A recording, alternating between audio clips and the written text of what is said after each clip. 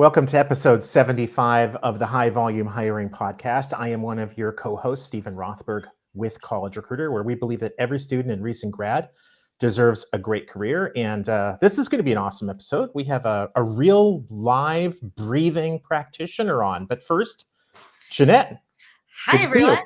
Good to see you too. I'm Jeanette Leeds, the co-host, HR tech entrepreneur and leader. And we, as Stephen said, we are here with Dennis. I'm thrilled to have you here. Dennis is an award-winning talent attraction professional, and he's currently the VP of Talent Attraction and Engagement at Wells Fargo.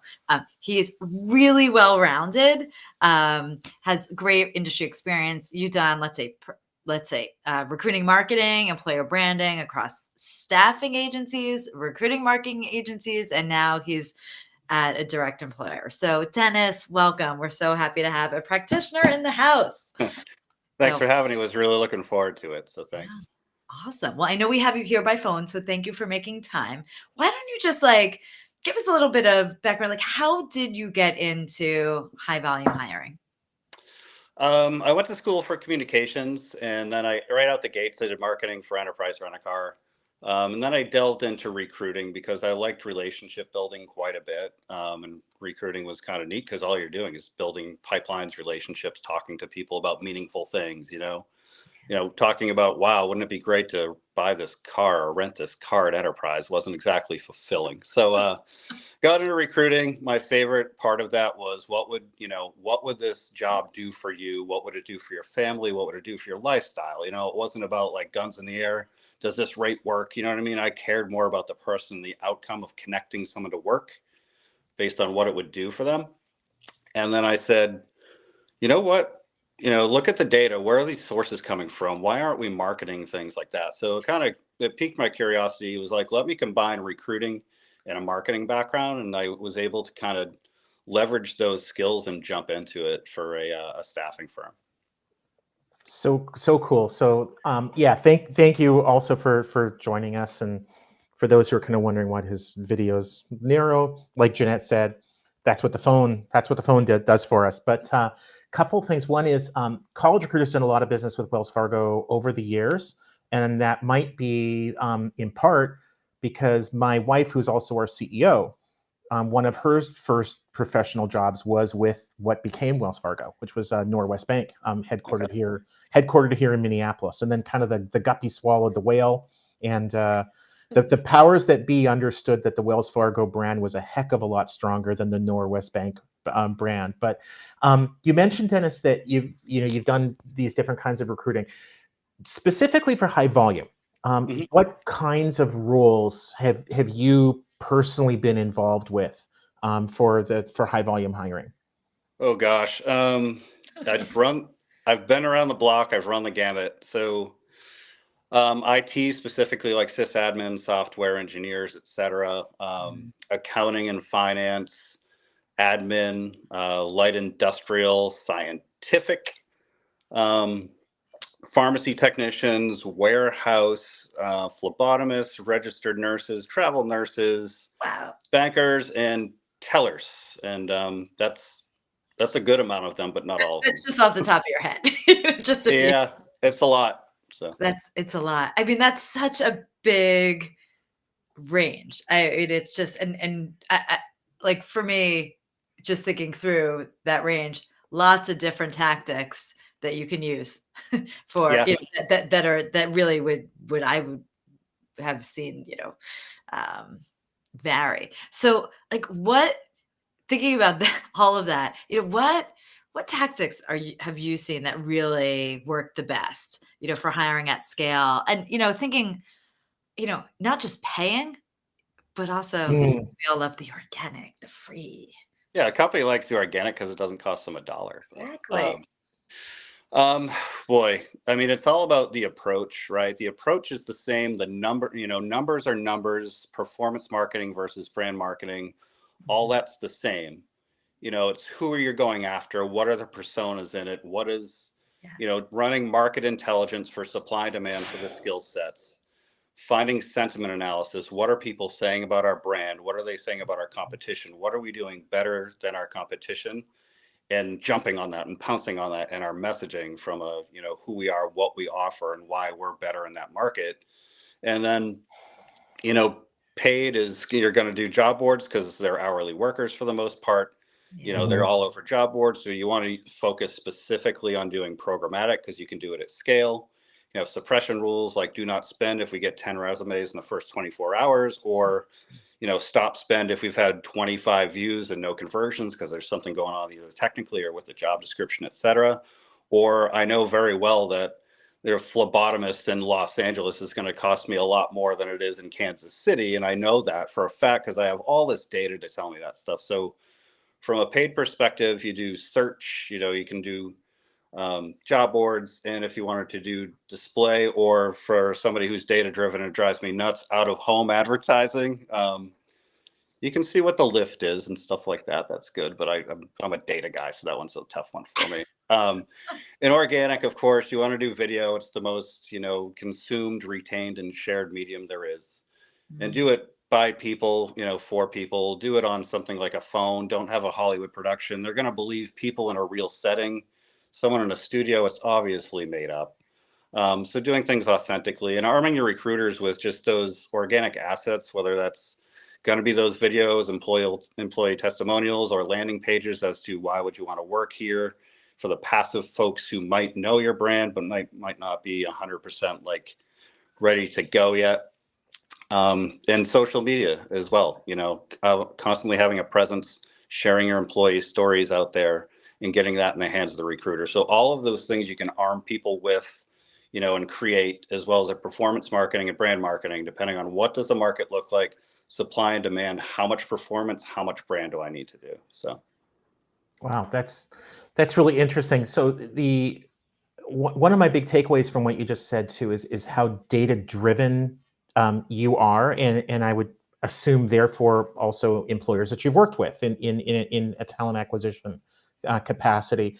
When you think back to some of those conversations that you've had internally at any organization, or if you're talking to your peers in TA at other organizations that are also large, what are some of the challenges that you hear when you're going to a hiring manager and saying, I want to do video, I want to do out of home, the job board piece, I would think that's a pretty easy sell. That's well within their comfort zone. Oh, that's what, But what they're about knee someone like jerk, your knee jerk, just throw it up there. It's going to be all set, right? Like, well, yeah, I and wouldn't be here if that was the answer every time, right? right, there is no silver bullet, and I think that's one of the lessons that TA kind of has to learn over and over and over again. But when you are talking with those hiring managers or CFOs and you're looking for a pile of cash to do something, maybe give us a couple of examples of like real challenges that you've had to overcome.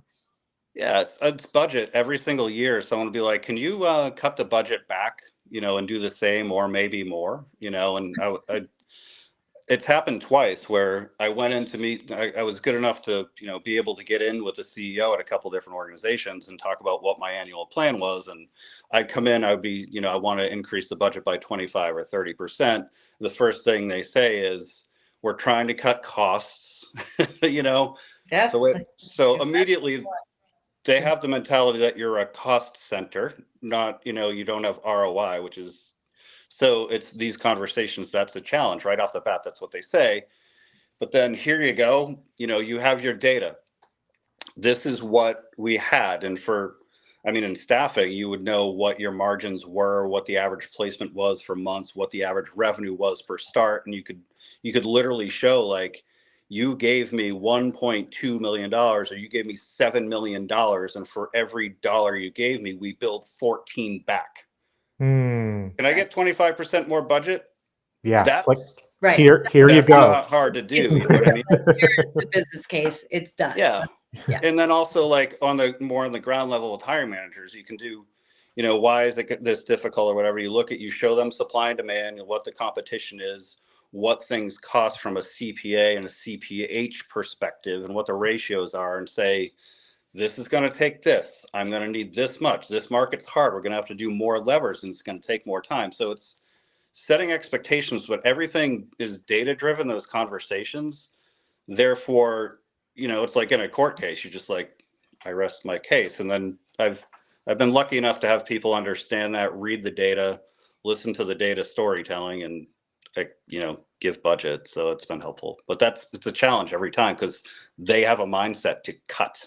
So Agreed. That's certainly been my experience as well. Having the data is key. So I have two questions, but I'm gonna just maybe a quick question is you got to have the data. Mhm. So like any tips to people who are, maybe newer to the space that, Mm. doesn't have the data or hasn't been like any advice there? Because if you don't have the data, Mhm. sort of dead in the water, your budget's getting cut. Yeah, what houses data? Does CRM house data? Does the ATS house data? There's marketing data out there on the platforms that you're using, and et cetera. So no matter what, something's being measured somewhere. Take everything that's being measured and tell as much of a story that you possibly can. It all comes down to hires. That's the goal. That's the golden ticket. If you can get that, great. That's in the ATS, but are they properly doing attribution via source? Yeah. If so, there you go. But you're only as good as the available data to you. So That's true. Just following more on that question again, newer to space, you're new to high value, any just overall advice to give? yeah, newer to the space, talk to as many people as you can, do as many webinars as you can. I learned everything from mentors, coworkers, clients, webinars, all of those things. Like, no one taught me any of this. You had to be self-taught. And there's an industry of wonderful people. We are great people willing to help other people. We're the sunshine and rainbow. Everything's great people, we're marketing. And we have a very small space, a small niche industry, and we all love to help each other. So talk to people, consume as much as you can, and you'll do nothing but educate yourself and get better and better and better. And I would add to that, like listen to podcasts, right? I mean, there yeah. are some fantastic. As we're on a podcast now, listen to podcasts. Oh, see, there's my bias Yeah. showing through. No, plenty of those. Yeah. In all seriousness, in just one comment, and Jeanette, if you've got like a final question, we can go to it. But a comment, Dennis, about the willingness in our industry of people to share. Mm-hmm. So true. I've been to probably 100 or 200 conferences, trade shows, whatever.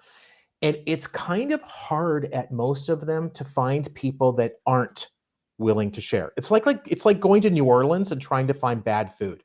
That's a difficult challenge. And even for people in TA who are new, definitely talk to the vendors too, right? Because a vendor that's been working with your organization or that has been around for a while, somebody who's been at that company for at least a few years, they've kind of gotten past that I need to close this sale today mentality, and they're more relationship driven. So the trusted vendors that your organization has can usually be a real wealth of information. Always, there's always a little bit of bias. But Jeanette, before we leave off, did you have another So question? one sort of a mix of a follow-on again around this, like, advice, right? So obviously there's lots of new people, but then there's a lot who've been around the space. What about like advice around those who are experienced? And one question I have, just because I do think it's a more sophisticated experience question. You were talking earlier about the mix of brand and performance. Mm-hmm. Like that advice there, right? Because that can be a little tricky. So maybe that combination of someone who's more experienced. What's your thoughts around how to think about brand versus performance? Brand versus performance, really, it's about supply and demand and everything like that. So Yeah. the challenges you're going to find, if you find challenges, chances are it's going to be a saturated market. And you need to stand out, and it's very difficult to do that. And it costs a lot of money, a lot of levers, and everything's going to be very expensive. Or if it's a very rural area, there's not a lot of people, and in Wyoming and Colorado, I run into it's a very wealthy town. Everything's really expensive, so the people who are hourly workers live 40 miles away. But there's mountains and bad weather, and it's really hard to attract people. So it's either going to be it's either going to be supply demand or the difficulty in finding people because there's not many that are around. So Understanding that, you can help weigh how much of each you need to do in whatever market you're attacking. That's Yeah. awesome. Awesome. Love it. Dennis, thank you so much for joining us. This has been fantastic. Thank you. Jeanette, great to see you again. As And always. yeah, the next time that we're together, I think it's basically Halloween. It's Halloween and I expect a costume, so I'm putting it out there. I'm gonna wear my middle-aged dad costume. How about you? Perfect. You'll have to tune in next week or in 2 weeks to find out what costume. All right. Dennis, thank you so much. We appreciate Thank you both. Yeah, it's fun. I appreciate it. Have a great rest of the day, everyone. Cheers. Take care. Bye.